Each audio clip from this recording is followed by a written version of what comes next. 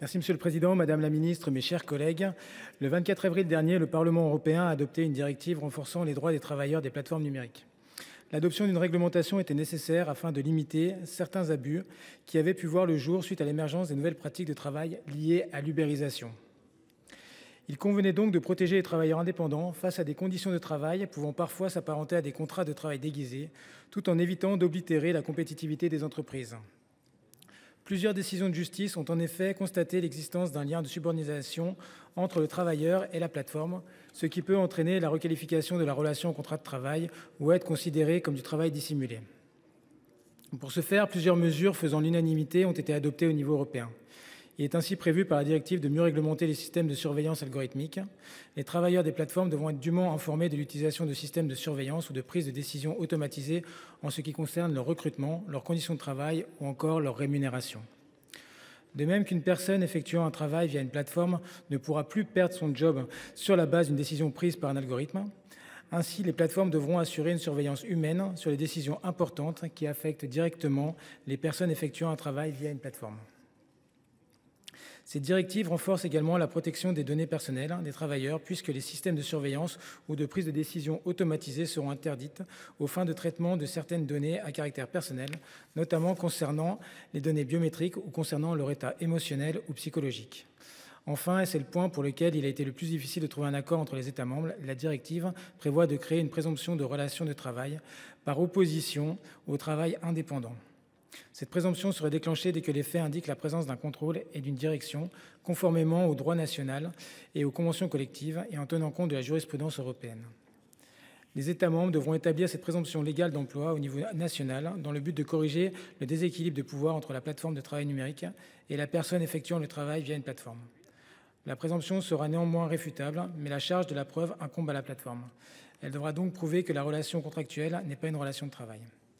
Cette mesure a fait l'objet d'un clivage entre d'un côté l'Espagne et la Belgique, qui voulaient un texte particulièrement ambitieux, les États de l'Europe du Nord, dont la France, qui voulaient davantage miser sur la négociation collective.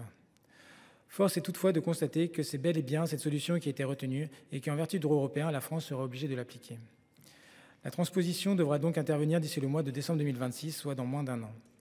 Au regard de la complexité du sujet en question, qui devra s'insérer au sein de notre droit du travail, qui, nous le savons, est déjà bien fourni, ce délai apparaît déjà assez court. Je ne doute pas que les services du ministère du Travail sont déjà à l'œuvre pour assurer une transposition cohérente. Aussi, l'objet de cette proposition de résolution, qui vise à demander une transposition rapide de la directive, me paraît, ainsi qu'à mon groupe, inopportun. Les délais sont déjà extrêmement contraints et si, comme l'indique la PPR, nous souhaitons une mise en œuvre ambitieuse de la directive, il convient de laisser du temps au temps. Une transposition précipitée ne pourra avoir que des effets délétères pour les travailleurs, comme pour les entreprises françaises qui s'inscrivent dans le modèle de plateforme numérique. Le Parlement aura éventuellement son mot à dire lorsque le projet de transposition sera déposé, s'il le juge opportun. Dans l'attente, comme mon groupe, je voterai contre cette proposition de résolution, dont l'objectif est à première vue positif, mais qui en réalité n'encourage pas réellement une transposition effective de la directive. Je vous remercie. Merci. La parole est maintenant à Madame. Merci, chers collègues. La parole est maintenant à Monsieur Cyril Pellevat pour le groupe des Républicains. Vous avez 4 minutes, chers collègues.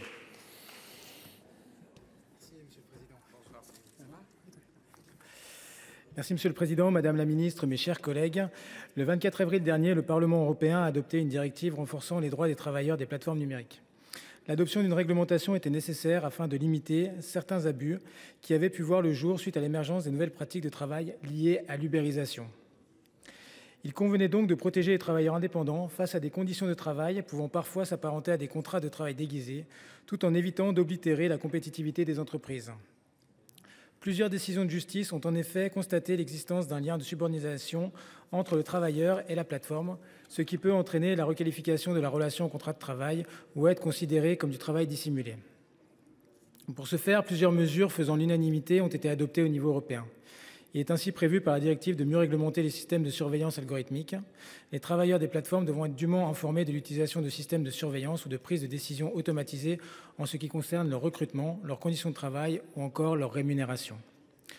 De même qu'une personne effectuant un travail via une plateforme ne pourra plus perdre son job sur la base d'une décision prise par un algorithme, ainsi les plateformes devront assurer une surveillance humaine sur les décisions importantes qui affectent directement les personnes effectuant un travail via une plateforme. Cette directive renforce également la protection des données personnelles des travailleurs puisque les systèmes de surveillance ou de prise de décision automatisés seront interdites aux fins de traitement de certaines données à caractère personnel, notamment concernant les données biométriques ou concernant leur état émotionnel ou psychologique. Enfin, et c'est le point pour lequel il a été le plus difficile de trouver un accord entre les États membres, la directive prévoit de créer une présomption de relation de travail par opposition au travail indépendant. Cette présomption serait déclenchée dès que les faits indiquent la présence d'un contrôle et d'une direction, conformément au droit national et aux conventions collectives et en tenant compte de la jurisprudence européenne. Les États membres devront établir cette présomption légale d'emploi au niveau national dans le but de corriger le déséquilibre de pouvoir entre la plateforme de travail numérique et la personne effectuant le travail via une plateforme. La présomption sera néanmoins réfutable, mais la charge de la preuve incombe à la plateforme. Elle devra donc prouver que la relation contractuelle n'est pas une relation de travail. Cette mesure a fait l'objet d'un clivage entre d'un côté l'Espagne et la Belgique, qui voulaient un texte particulièrement ambitieux, les États de l'Europe du Nord, dont la France, qui voulaient davantage miser sur la négociation collective. Force est toutefois de constater que c'est bel et bien cette solution qui a été retenue et qu'en vertu du droit européen, la France sera obligée de l'appliquer. La transposition devra donc intervenir d'ici le mois de décembre 2026, soit dans moins d'un an. Au regard de la complexité du sujet en question, qui devra s'insérer au sein de notre droit du travail, qui, nous le savons, est déjà bien fourni, ce délai apparaît déjà assez court. Je ne doute pas que les services du ministère du Travail sont déjà à l'œuvre pour assurer une transposition cohérente. Aussi, l'objet de cette proposition de résolution, qui vise à demander une transposition rapide de la directive, me paraît, ainsi qu'à mon groupe, inopportun. Les délais sont déjà extrêmement contraints et si, comme l'indique la PPR, nous souhaitons une mise en œuvre ambitieuse de la directive, il convient de laisser du temps au temps. Une transposition précipitée ne pourra avoir que des effets délétères pour les travailleurs, comme pour les entreprises françaises qui s'inscrivent dans le modèle de plateforme numérique. Le Parlement aura éventuellement son mot à dire lorsque le projet de transposition sera déposé, s'il le juge opportun. Dans l'attente, comme mon groupe, je voterai contre cette proposition de résolution, dont l'objectif est à première vue positif, mais qui en réalité n'encourage pas réellement une transposition effective de la directive. Je vous remercie.